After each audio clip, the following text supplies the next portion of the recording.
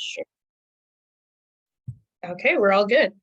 All right. So I want to say thank you again for joining me after all of the hectic planning around it. It's a Um, pleasure to join you.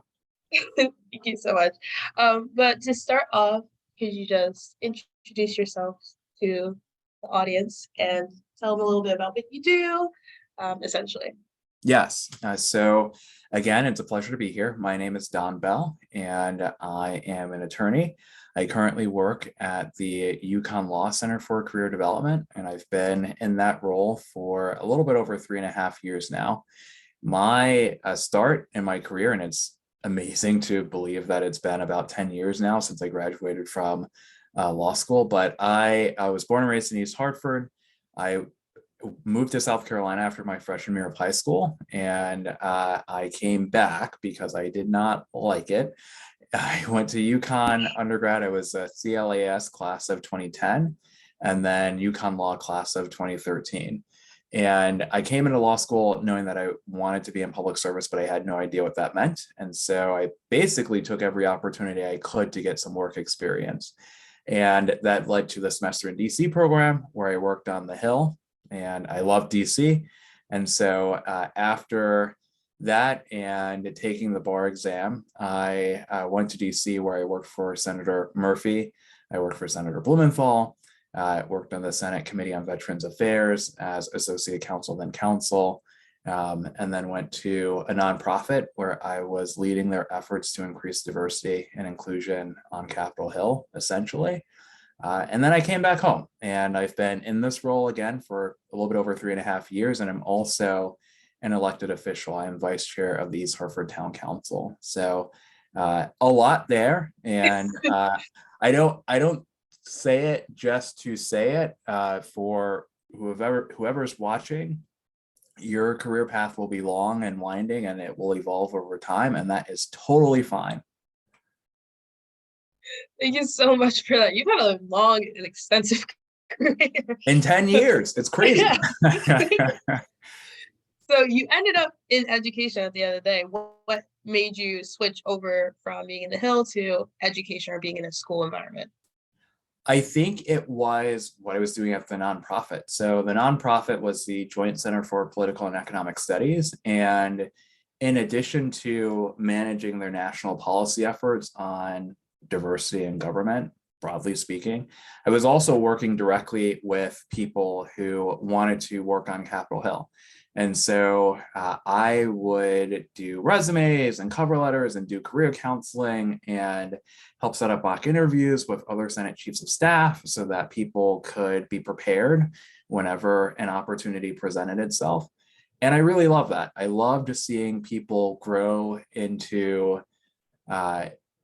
their kind of their own skin, if that makes sense, or grow professionally, and seeing them find success. And so when I came back home to Connecticut, I knew that I kind of wanted to do something in that space. And it just so happened that the UConn Law job opened up. And so what I love about it is it's really an opportunity, again, to see people grow and learn. And what I tell people all the time is that in my role, I help future attorneys find their path in public service.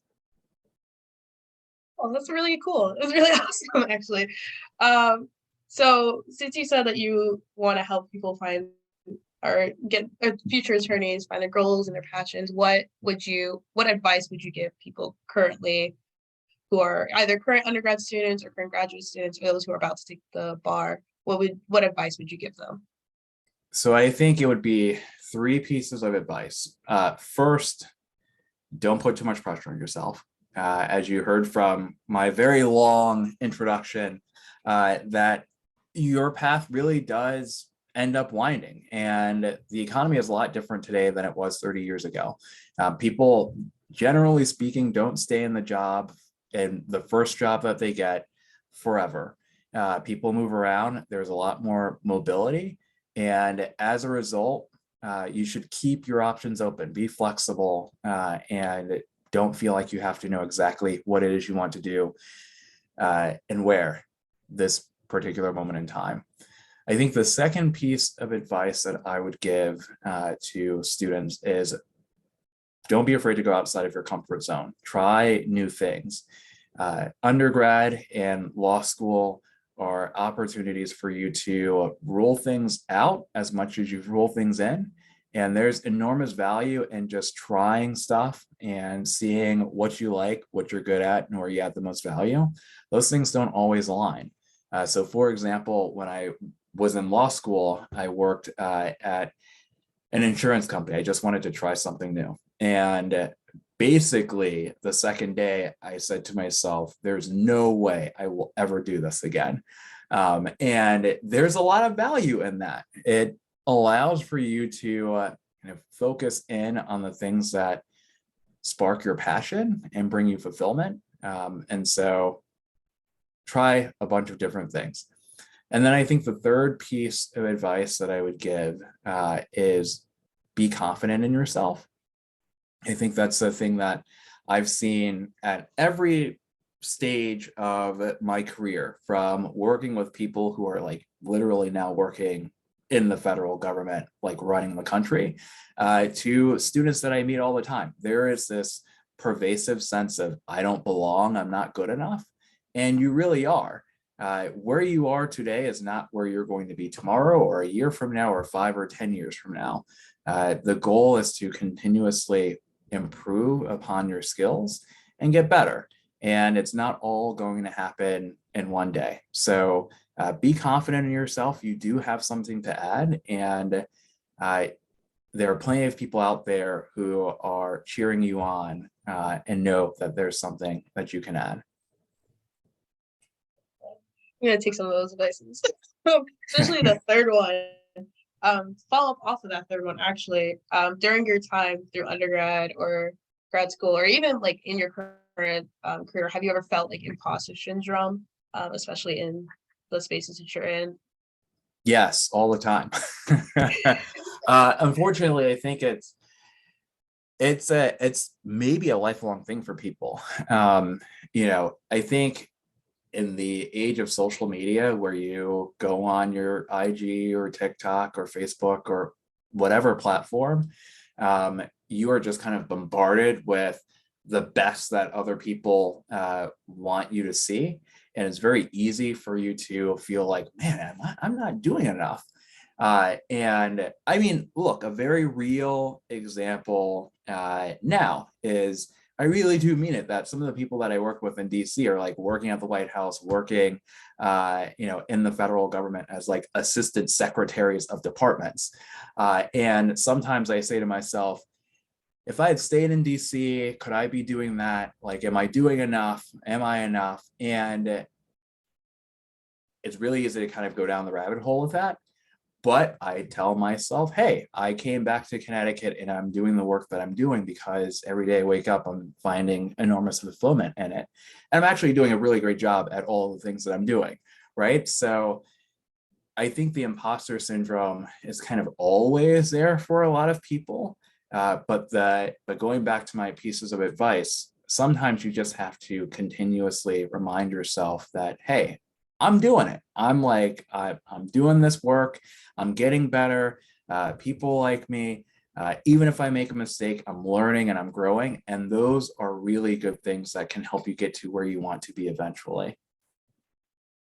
I want to thank you for being so open about that. I know sometimes with bringing up imposter syndrome, people are like, "Oh, I've never experienced it," or they're like, "Yeah, it's there. Some people have it, some people don't." But I want to say thank you so much for being so open about that. Oh no, it's real. And I think in law school in particular, it is pervasive. And one of the pieces of advice that I give, and this is the best lesson I learned in life, and I learned it in law school. If you are constantly chasing other people's success and happiness, you will be neither successful nor happy. Everyone's path is unique. Even though two people may go work at the same place, but their path is going to be entirely different. And that's okay. You should embrace your journey and focus on being the best version of yourself. Thank you for that.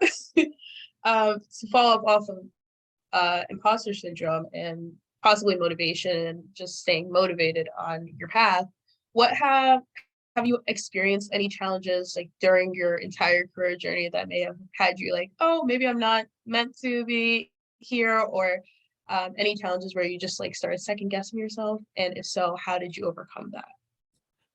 Yeah, I think it happens. uh, I don't know if it happens frequently. It doesn't happen as much as it used to, but I think being sometimes the only Black person or the only person of color in a mostly white space, especially in policy, it can be a bit intimidating. And I think I remind myself, hey, I'm here for a reason. If I got that job, right? So I see this sometimes with students. They apply for a bunch of jobs, right? And then they get this wonderful opportunity with like the Department of Justice or wherever it is. And they may come back to me and say, I can't believe it. I don't even think that this is real. But it is. They were the best. They got the job, right? And I sometimes I feel that. I don't feel as much as I used to, but it really is kind of, it's really a self-affirmation piece of telling yourself, hey, these other people are making this investment in me. And so I should feel confident going into a job or an opportunity or a space and be my authentic self. Because at the end of the day, if you don't believe that you belong in the room, then you won't be in the room. Mhm. Yep, I completely agree with that last point. Um, Yeah. to go back to you being in D&I, similar to what I'm currently doing, if you could change as D&I people, I I use the word ambassador because that's what I am. But you sometimes we analyze and see certain situations that we try to change, or like some inequalities. If there was anything presently you could change about the current work environment in the world, or anything, what would you change? I think the thing that I would change, well, there are a lot of things that I would change, but if I had to choose one, if I could just snap my fingers and change things, I would change the level of diversity at the top levels of organizations. I think, of course, representation matters. And I will talk about it from the context of working on the Hill.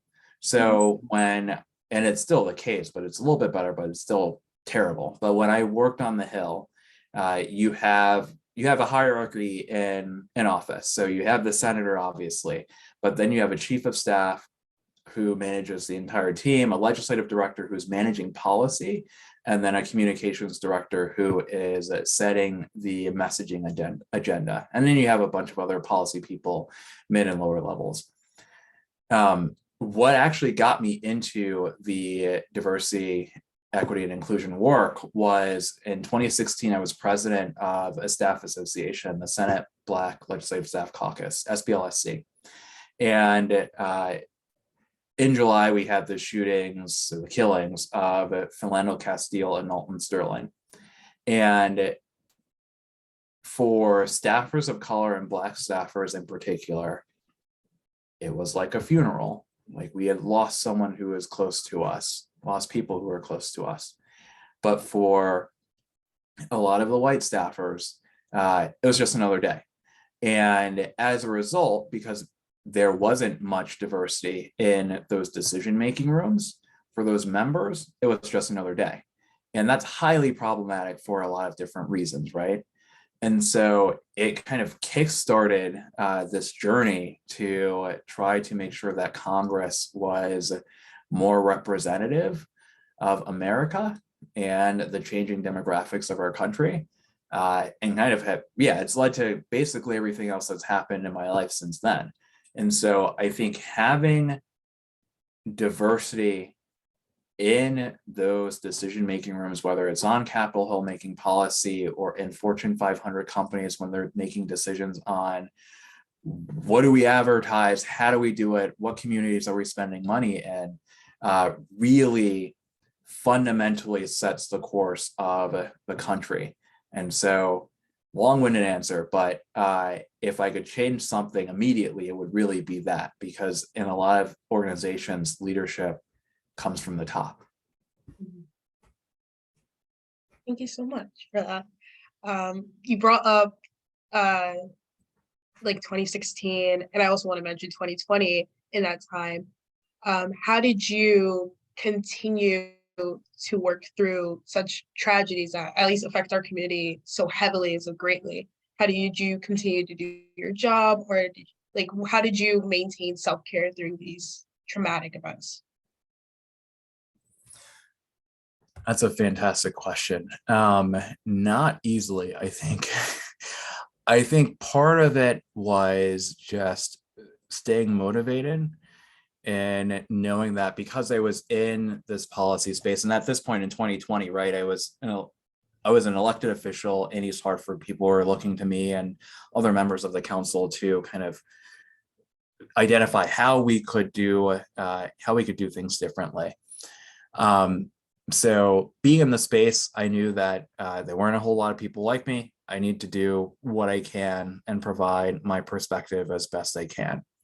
So I think the motivation never really died down or was threatened by all of the tragedies, and they're all consuming and they're all the time, it seems. But personally, it's very tough. I think it is getting counseling when you can. We should be normalizing mental health resources and utilizing those. I think it was taking time away from the news cycle. I actually don't watch a lot of national news, right? Really, since I left the Hill, but especially now. And sometimes it's just as simple as taking a Saturday to spend time with family or Netflix and chill with like some cookies and like cake, and maybe I'm having like a cheat day with some pizza. Really, every day is like a cheat day, but I've gotten better. And just like taking time to decompress. I think one of the things that I worry about in communities of color, and especially the Black community, is that it's so much and it's all the time, and it feels like we have this duty, and we do, to try to make things better, but oftentimes for the individual it feels like it's all on you, and it's not. So taking a step back, decompressing, putting yourself in a position where you can be useful to the movement is as essential as anything else.